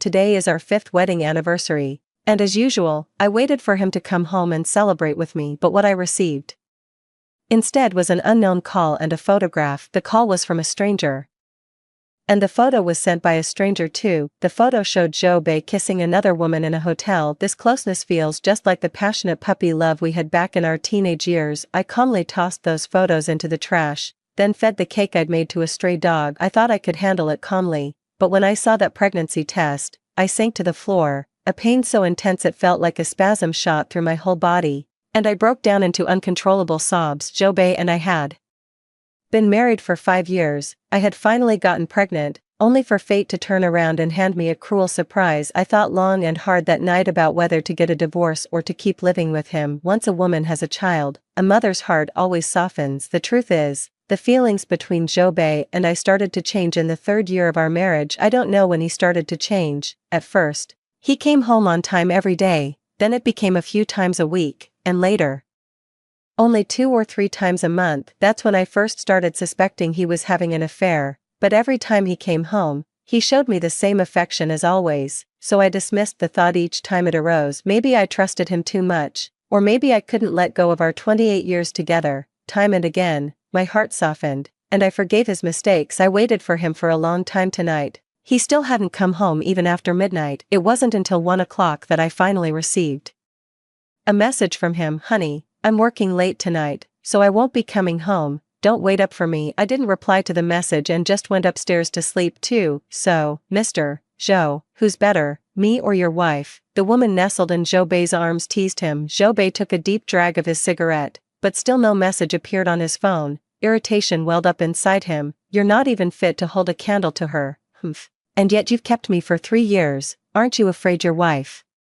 will find out and divorce you?" Zhou Bei grabbed the woman's face and forced the smoke from his mouth into hers. The woman choked on a cough and thumped his chest. "You're awful." A wicked grin spread across Zhou Bei's lips. "My wife isn't as vicious as you. Even if she found out, she couldn't bear to divorce me, she'd just make me dump you, and I'd listen to my wife. I'd just find someone else to take your place later." The woman's smile froze instantly. She hadn't expected the man to be so disgusting and sleazy. She thought that if his wife found out about his affair, it would be easy for her to take the wife's place. After all, not just anyone can become Zhobei's wife. Zhobei didn't look at the woman's stiffened face and continued, "So you'd better behave. If my wife finds out, there'll be another woman in my bed right now." The woman didn't reply, anxiously leaning into his embrace, but it was too late. She had already told his wife everything. By now, his wife must know. Zhobei had sex with the woman one more time, but afterwards, he still didn't receive her reply. After thinking it over, there was only one possibility: she had fallen asleep, because no matter how late he messaged her before, she would always reply. It was likely she had simply dozed off. With that thought, Zhobei drifted off to sleep peacefully. 3. I got up very early the next morning to go to the hospital. I hadn't slept all night, and I'd been thinking the whole time I'd decided to divorce him and terminate the pregnancy. I need to go through with the termination while the baby is still small and before I lose my nerve. If I wait until it's bigger, I'm afraid I'll get too attached and won't be able to go through with it. I don't want there to be a child after I divorce him. It wouldn't be good for anyone, especially not for the child. If you can't give a child a perfect family, then you shouldn't bring one into the world. There were many women there for abortions, some alone, others accompanied by their husbands. I waited from 8 in the morning until 10, and just as I was finally called in, his message arrived. "Honey, my flight to Beijing is today. I'll probably be back in a week. What would you like as a gift this time? I'll bring it back for you." A bitter smile touched my lips. I glanced at the operating room door, then back at his message on my phone. My hand rested on my stomach as I said a final goodbye to our child. "Zhobei, the child you always wanted, in the end, it's gone because of you." I replied to his message, "I don't want anything, just focus on your work. When you get back, there's something I need to tell you." The reply came quickly, "What's up?" I didn't tell him it was about the divorce and abortion, but said I'd explain in person when he got back. After that, I turned off my phone and went into the procedure room. The abortion was over quickly, just 20 minutes from anesthesia to waking up, yet it felt like a lifetime had passed. From the initial stirrings of affection, to the passionate love in between, to the final regret when I returned home, the child in my womb was gone. Facing the vast, empty, and desolate villa, I felt truly lonely for the first time. Even when Zhobei wasn't home before, I never felt this lonely. I don't know what's different today, but this villa suddenly feels so alien and cold. I thought this villa held the happiest memories of my life, but in the end, it turned out to be my greatest joke. A 28-year relationship had finally succumbed to the passage of time. For the day I got back from my shift at the pet shop, I saw a huge cake and a gift box sitting on the table. I knew he was back, and he was back early at that. Seeing that enormous gift box and cake, he must have just remembered that night was our wedding anniversary, so he rushed back just to surprise me. But a missed moment is just that.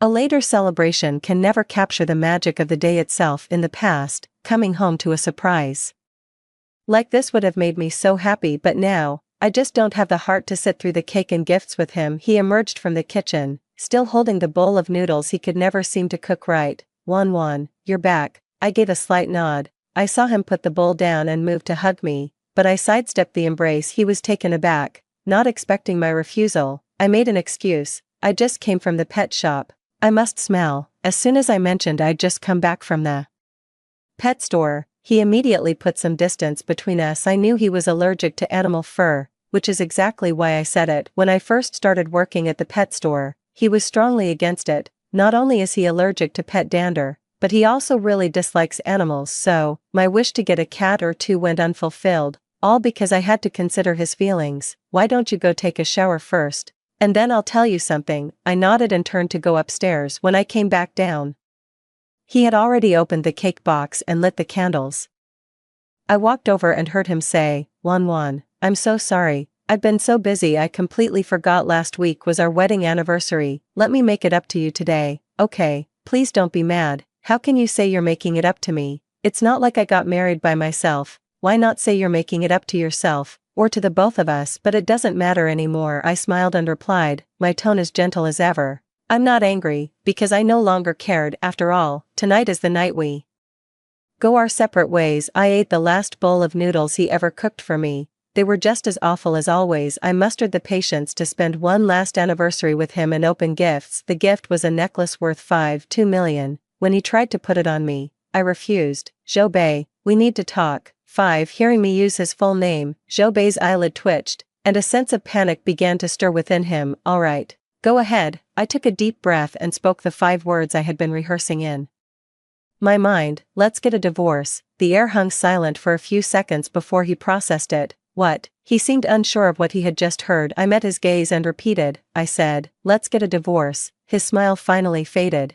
and he looked at me with disbelief. Why? He asked. I forced a bitter smile, one that said more than words ever could. Shouldn't I be asking you that? He froze, as if something had just dawned on him. He took a fearful step back, and when he looked up at me again, his face had gone pale. He stumbled over, trying to grab my hand, but I dodged him. His face turned another shade paler. Wan, I'm the one who's wrong. I'll end things with her tomorrow. I promise. Let's not get a divorce, okay? I refused gently, but that single word, no, cut through him like a knife. But didn't it cut me just as deeply? I didn't want this either. If he hadn't betrayed me, I would never have mentioned divorce. And we wouldn't have come to this. Seeing my resolute stance on divorce, his fists clenched involuntarily, his lips pressed into a tight, straight line. Blinded by rage, he lunged at me, kissing me frantically and tearing off half my clothes. With tears welling in my eyes, I finally slapped him hard across the face. It was the first time I had ever struck him, and the first time he had almost forced himself on me. Zhou was stunned by the blow.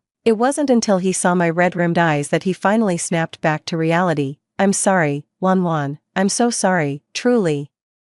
He kept apologizing, but I couldn't hear a word of it. In that moment, I felt nothing but utter disappointment. After frantically straightening my clothes for me, he couldn't face the divorce I mentioned and simply walked out the door. The door slammed shut with a deafening crash, its echo reverberating through the house for what felt like an eternity. After I brought up divorce, Zhou vanished into thin air. No replies to my messages, no answer to my calls. I let out a bitter laugh. Was he really this dead set against getting a divorce? But my mind was made up. I was determined to divorce him. I was planning to go straight to his office to find him that day, but I got into a car accident on the way. A large truck's brakes failed, and it came right at me. If I hadn't reacted quickly to avoid the oncoming truck, I would have ended up in the lake. However, my car still crashed into the guardrail. Fortunately, I wasn't seriously injured, just a minor scrape on my forehead. My first instinct was to call Zhou, but I hesitated as I was about to dial. He probably wouldn't answer my call anyway, and since I've already decided to divorce him, I shouldn't bother him anymore. The police arrived quickly to handle the traffic accident.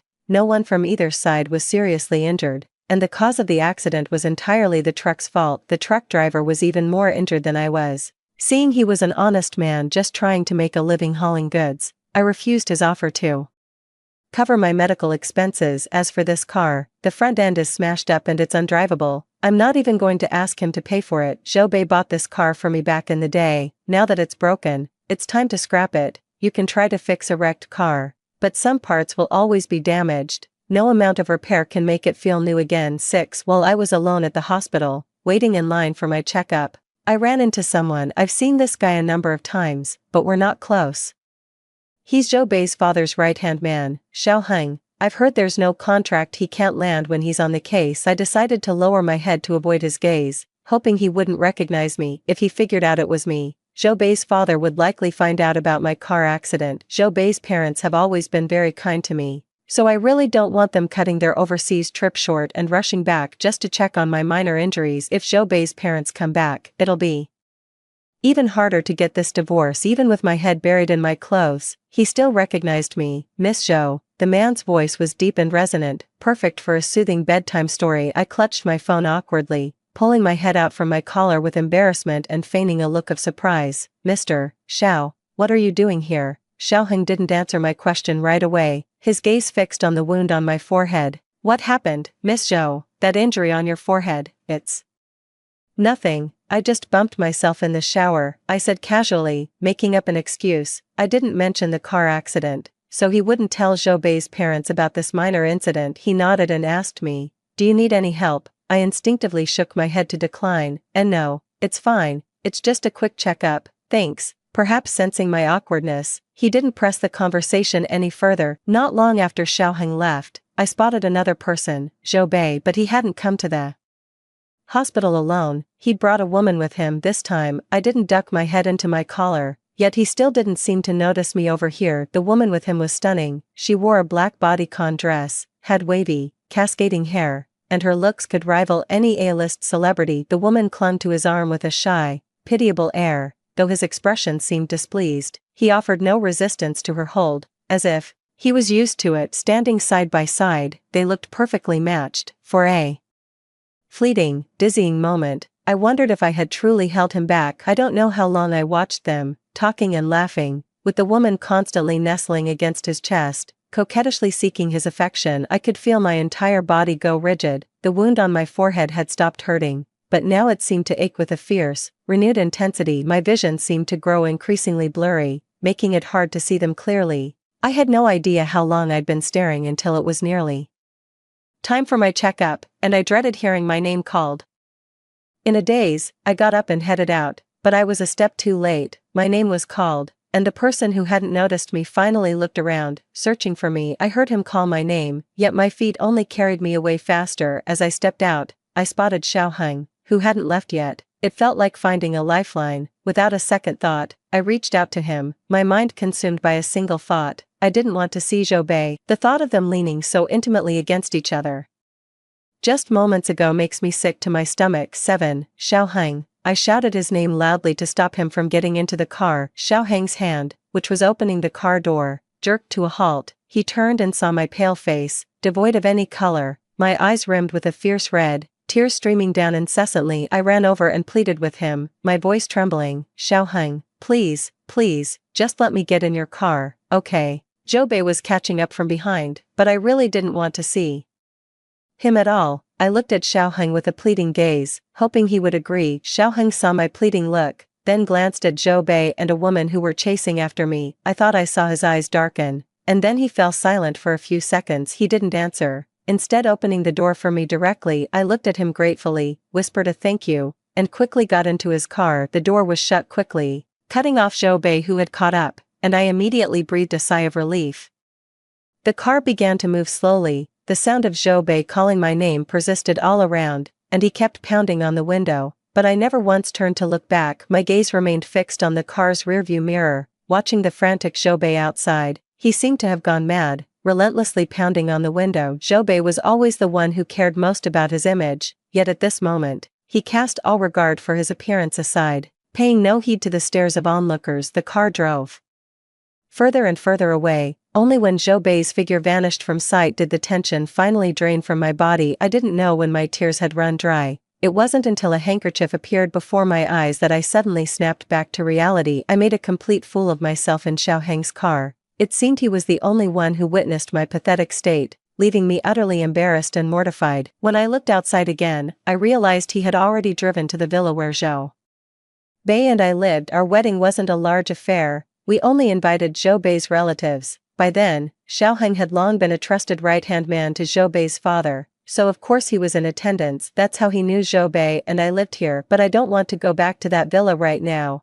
Every time I've returned there these past few days, I feel like I can't breathe. The atmosphere is so oppressive it's suffocating. I swallowed my pride and asked Xiaoheng another question, if he had a spare room I could stay in for a few days. I promised I'd leave as soon as I found a new place and wouldn't be a bother. I couldn't tell if his expression was good or bad, but he remained silent, not saying a word. I just asked him for one favor, and now I'm shamelessly asking for another. I think he must be angry. I quickly apologized and tried to get out of his car in a hurry, but the door wouldn't open. I glanced at Xiaoheng in the rearview mirror. Just then, I heard him say, "There is a room, but I'm afraid you might not find it comfortable." I immediately waved my hand and said I wasn't picky about where I stayed. I'd be fine even in an unfinished, bare-bones apartment. My words made him laugh instantly. It was the first time I'd ever seen him smile. No matter the occasion before, he'd always worn a cold, expressionless face, never showing even a hint of a smile. He had a lovely smile. When he smiled,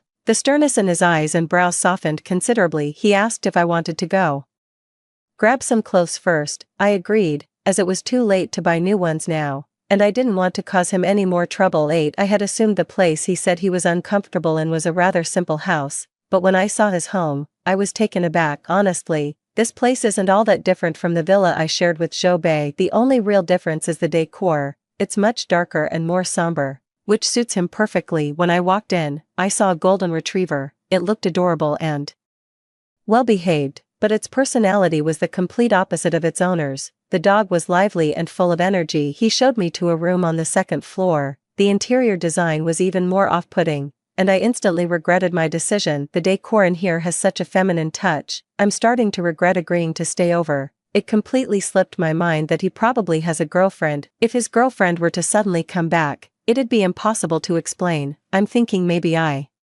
should just go home, but it's like he can read my mind. He spoke up first to explain, "This is my mom's room. There's no one else here besides me and her, and she's off traveling right now, so she won't be back for a while. You can stay as long as you need, don't worry about it." I don't dare to stay for long, right now. I just want to get away from Jobei for a while, to be alone. I need to sort out my feelings completely before I talk to him about the divorce. I told him I'd only be imposing for 3 or 4 days, and that I'd leave as soon as the time was up, without causing him any trouble. I also said I wouldn't stay for free and would pay him. He didn't say anything, but he didn't refuse either. He just told me to make myself at home. He even gave me a key, saying he's often not home, so if I wanted to go out, I could let myself back in. That night, my phone was flooded with texts and calls from Jobei. It wasn't until the battery died that the ringing finally stopped. That night, I didn't think about anything. After a hot shower, I fell asleep quickly. When I woke up the next day, I charged my phone for a bit. Soon, it rang. I thought it was Jobei again, but when I glanced at the number, I realized it wasn't him. But the number felt familiar. It looked a lot like the one that had called on mine and Jobei's last wedding anniversary. My mind went blank. Out of curiosity,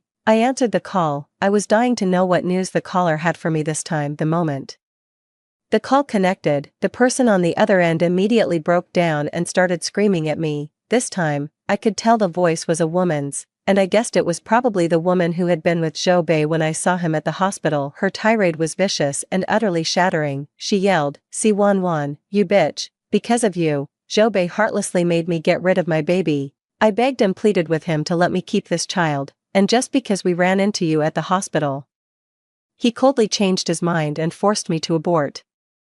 I couldn't listen to another word. I quickly hung up and blocked her number. This time, I finally couldn't hold it in. I rushed to the bathroom and was violently sick, retching until there was nothing left but bitter, acidic water. Tears streamed down my face uncontrollably alongside the heaving, and only then did I finally stop. I don't want to dwell on the memories of Jobei, but my mind keeps betraying me, pushing me to the brink of collapse. Time and again, I would submerge myself underwater until my breath grew faint. The lack of air became unbearable, and my mind went blank. Only then did I find a fleeting moment of peace. During my stay at Xiao Heng's place, I saw him come home every single day. He claimed he was off and away, yet I practically saw him daily. He came home from work much earlier than usual that day, since I thought he wouldn't be back until noon. I just went downstairs in my pajamas to get some water, then I saw him already busy in the living room, and I was completely stunned. Our eyes met, and I blushed crimson with embarrassment. I wasn't wearing a bra,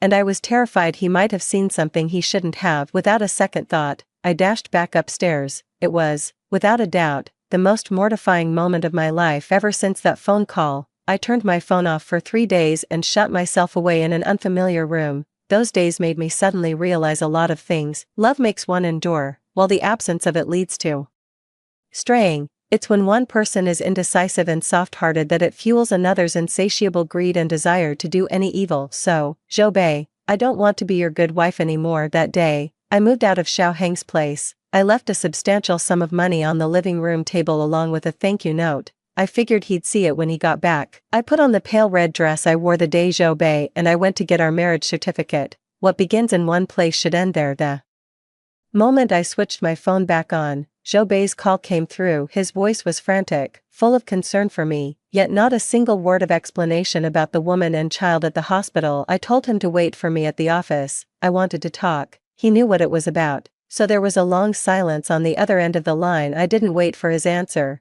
because today I was determined to make him agree to the divorce. I went to him with the ultrasound from my last pregnancy. I knew exactly what would hurt him the most, just as he knew what would wound me the deepest. He didn't just hurt me once, he went ahead and did it a second time. He once promised he'd never break my heart, yet in the end, he was the very one who shattered it completely. It had only been a few days since I last saw Zhou Bei, but he looked utterly haggard, the bright, handsome man I once knew completely gone. 1-1. His voice was as gentle as ever when he called my name, yet my heart felt parched and hollow. I got straight to the point and brought up the divorce again. This time, he didn't refuse or argue, he just kept his head bowed in silence. I was afraid he was just stalling, so I brought up the woman from the hospital and their child myself. Zhou Bei, you shouldn't have gotten rid of that baby, you've lost your first child. 1-1. That child isn't mine. He was adamant that the child wasn't his, but I don't care anymore if the child is his or not, even if it isn't his now. What about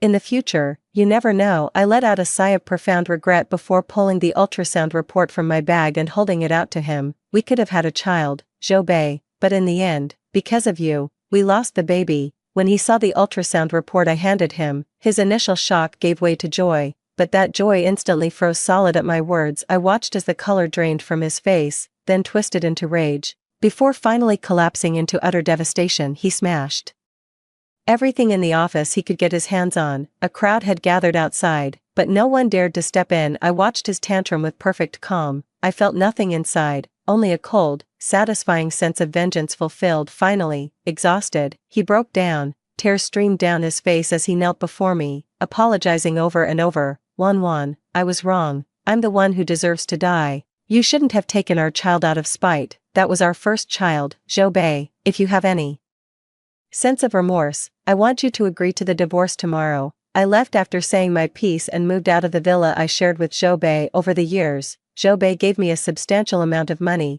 all of which I saved up, allowing me to buy another place of my own. My confrontation with Zhou Bei about the divorce that day caused such a public stir that, despite his efforts to suppress the news, it still ended up trending online. Zhou Bei's parents, who were traveling abroad, learned about the incident and rushed back the very next day. Zhou Bei's parents gave him a good thrashing and made a special trip to see me every day. I thought they would try to talk me out of divorcing him, but their words left me stunned. 1-1, our Zhou family has wronged you. It's our fault for not raising our son properly and letting you suffer. It's alright, Mom. I was also very happy to be your daughter-in-law these past few years. 10. The trending topic was suppressed only after several days of effort. Meanwhile, Zhou Bei was caught in the crossfire, enduring external pressure while also facing demands from his parents to divorce me. In the end, he had no choice left and finally called me. I drove to the restaurant he had booked. The dishes already ordered on the table were, as always, my favorites. 1-1,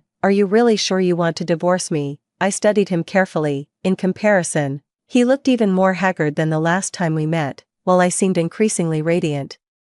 I nodded very seriously. Without the slightest hesitation, he merely smiled at the corners of his mouth, but it was a strained smile. I thought I saw the rims of his eyes redden, but I lowered my head and looked away. He slid the divorce papers across the table, telling me to read the terms carefully. I read them thoroughly. He was offering me a fortune, enough money to last me 2 lifetimes. I didn't refuse. I signed without hesitation. Once the agreement was signed, I was ready to file for the divorce certificate that very day. My urgency seemed to catch him off guard. So soon? He asked, his voice hoarse. Does it have to be this soon? I looked at him deeply, nodded, and then said very flatly, today is my birthday. I want to resolve this matter completely and give it to my 28-year-old self as a gift. I saw the shock in his eyes. See, I knew he'd forgotten my birthday again in 5 years of marriage. He's forgotten my birthday twice, and our anniversary once. When exactly did Zhou Bei and I start to change? I can't figure it out.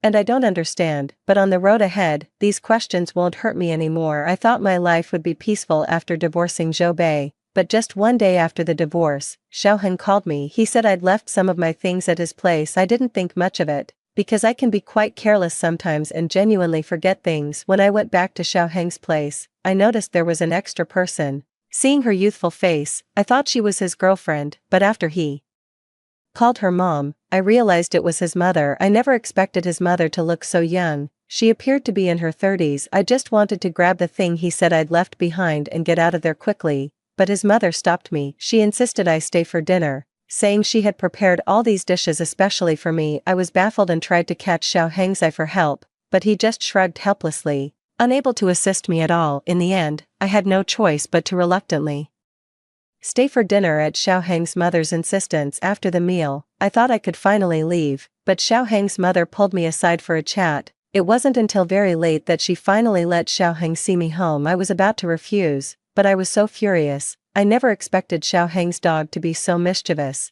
It actually bit a hole in my tire. The car is brand new, and it breaks my heart, but there's nothing I can do. Xiao Hang said he'd fix the tire for me, and I can pick it up whenever I'm free. Of course, I wouldn't turn down an offer like that. After all, whose fault is it that his dog is so naughty? When a pet messes up, the owner has to take responsibility. So, that night, Xiao Hang gave me a ride home, but as I got out of the car, I saw Zhou Bei. He started walking towards me when he saw me, but then he spotted Xiao Hang behind me, and his expression visibly froze. It's hard not to jump to conclusions when a woman steps out of a man's car late at night. I saw Zhou Bei clench his fist and storm over, and I instinctively shut my eyes. I thought Zhou Bei was going to hit me, but his fist landed on Xiao Hang, who was standing behind me. Xiao Hang took Zhou Bei's punch without flinching. In fact, from the way he acted, it seemed he had deliberately let himself be hit, making no move to dodge at all. Xiao Hang, didn't you promise me you'd leave her alone from now on?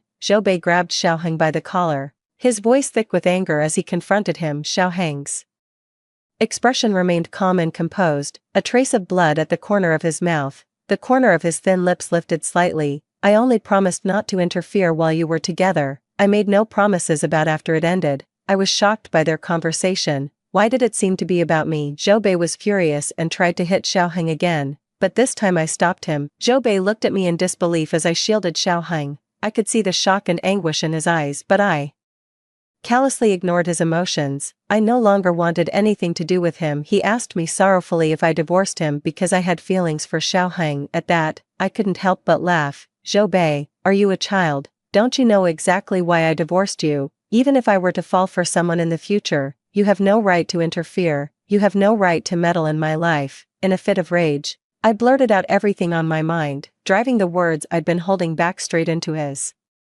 heart. In the end, Zhou Bei left in utter humiliation, even tripping and falling on his way out. 11. This incident made me suspect that Xiao Hang might have feelings for me, so I laced every word I said with subtle hints of rejection. Yet, he paid them no mind at all. What's more, he straightforwardly admitted to liking me. I had thought that, given Xiao Hang's temperament, he would probably avoid me entirely after being rejected, but I was mistaken. Not only did he show up, he kept popping up right in front of me. I genuinely had no idea how to handle a suitor like that. Back in university, I saw Xiao Hang a lot too, because he was so handsome. My roommates would always drag me to watch the guys play basketball. They were there for Xiao Hang, but my eyes were on Zhou Bei. Come to think of it, every time I went to see Zhou Bei, I'd always spot Xiao Hang there. I always thought someone with Xiao Hang's personality would be aloof, but I never expected him to be so shamelessly persistent in pursuing someone. I work at a pet shop, and he's always bringing his dog in for checkups. With how often he shows up, it's impossible not to read into it. I went to Xiao Hang's house that day to pick up my car. His mom answered the door, and I immediately felt a headache coming on. Whenever I get caught by his mom, I know there's going to be an endless conversation. Sure enough, my hunch was right. Auntie Xiao talked to me for what felt like ages. Every time I tried to come up with an excuse to leave, she'd find a reason to ask me for a little favor, and just like that, she asked me to go upstairs and fetch something for her. I wanted to say no, but she kept mentioning how she wasn't feeling well and things like that. I was helpless. The older ginger is spicier, as they say. I was no match for Auntie Xiao. I could only go upstairs and get the thing for her. Aunt Xiao said the key was in the last small room, but when I entered, I didn't see a single key, only many paintings. The person in the paintings was still me. I was utterly shocked, unable to utter a single word. Each painting depicted my likeness, scenes of me exercising in university, and me sitting alone on the basketball court with my backpack, waiting for Zhou Bei. There were even moments from every single campus event I ever attended. What's worse, there was even a portrait of me crying my eyes out. I remember this one.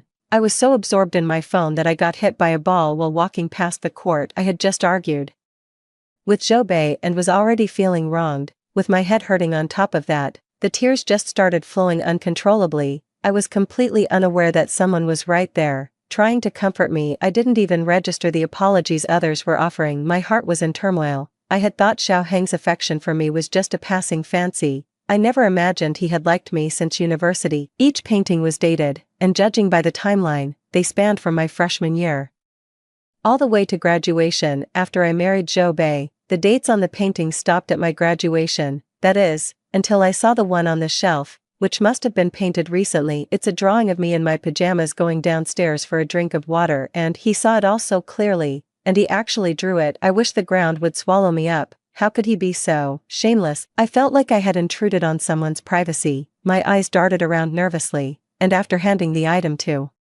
Zhao's mother, I bolted straight outside for several days in a row.